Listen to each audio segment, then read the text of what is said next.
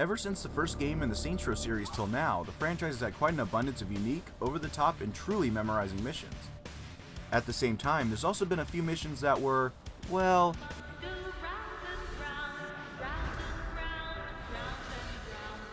yeah, the series has had a few stinkers as well, and today we're diving our nose right in. This is Mr. Saints Godzilla 21, and today we're looking at the top 5 worst missions in Saints Row. I like to be positive.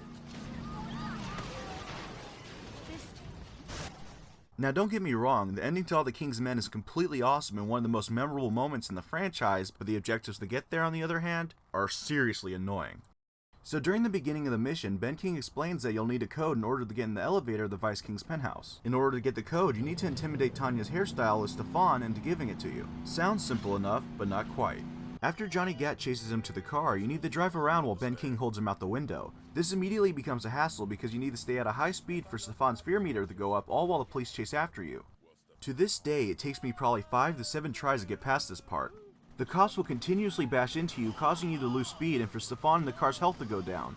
Even if you get the code, you still need to get to the building with 3 stars in the same busted vehicle. It also doesn't help that there isn't a single checkpoint, so you're always going to be stuck at the beginning if you fail.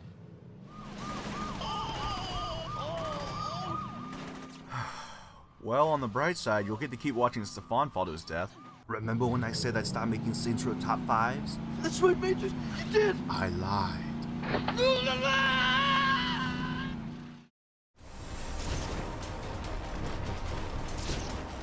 The Keymaster may not be the hardest or even the most annoying mission, but it just happens to be in the one part of the game where mustering yourself to destroy one more generator is too much. The 5 or so previous missions had you doing the same burden of going to a location, wrecking the same 3 generators, then going to the next location and doing it all over again. In the Keymaster, you had to destroy 6. It's so tedious it makes my eyes bleed just looking at the objective on my HUD. It also doesn't help that the mission starts with you having to open 3 crates to find a key. It feels like Volition ran out of time making this game and decided to use the same capture 3, destroy 3, and collect 3 for the ending. Hell, just listen to this audio from the mission right after the Keymaster.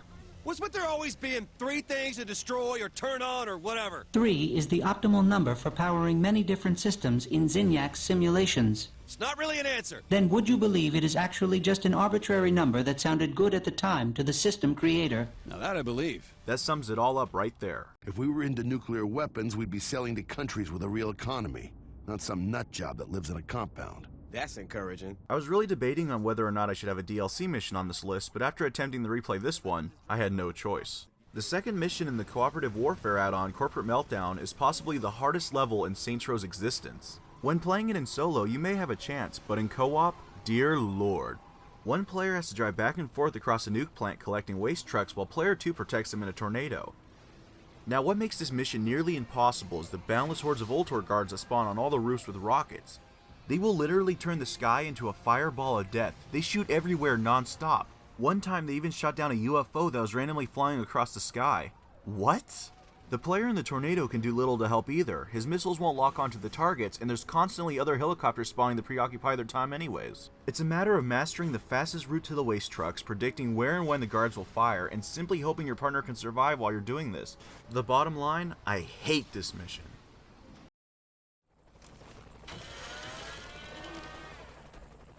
Normally in any other Saints Row game this wouldn't be a mission, but in Saints Row 3, Volition actually made this activity a level that has to be complete in order to continue through the story. That alone would be enough, but the biggest sin this so-called mission commits is being extremely boring.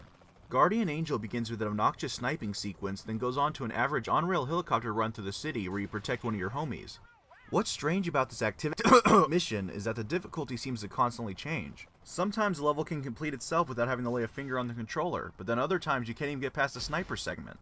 And since this is technically an activity, there's no checkpoints, so if you fail to protect your homie in the helicopter part, you're going back to the sniper section. Having to play this mission more than once makes you want to blow your brains out. That's sweet, Donnie. I missed you too. Oh, shit. To be honest, I'm pretty sure this mission's cursed. Reunion Tour begins by kidnapping the mechanic Donnie and forcing him to plant Sassel charges on 4 Brotherhood trucks. Sure, it sounds pretty standard, but trust me, by the time you finally complete this incomprehensive abomination against humanity, you'll feel more depressed, weak, and pathetic than Donnie himself. For you see, it takes an eternity for Donnie to plant a single satchel charge, and by the time he's done, you'll have fought an entire armada of Brotherhood members and police. It also doesn't help that Donnie has very low health, so he basically dies after getting one scratch, and of course the mission doesn't have any checkpoints. Just doing this mission in single player is hard enough, but in co-op, it's nearly as hard as Corporate Meltdown. The number of enemies that come to attack you, which is already ridiculous, is doubled in co-op. You'll end up blowing up 10 or more Brotherhood cars in the time it takes Donnie just to plant one explosive.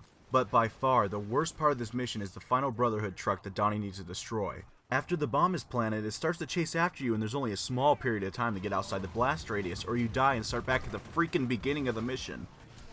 For the love of God, kill me now.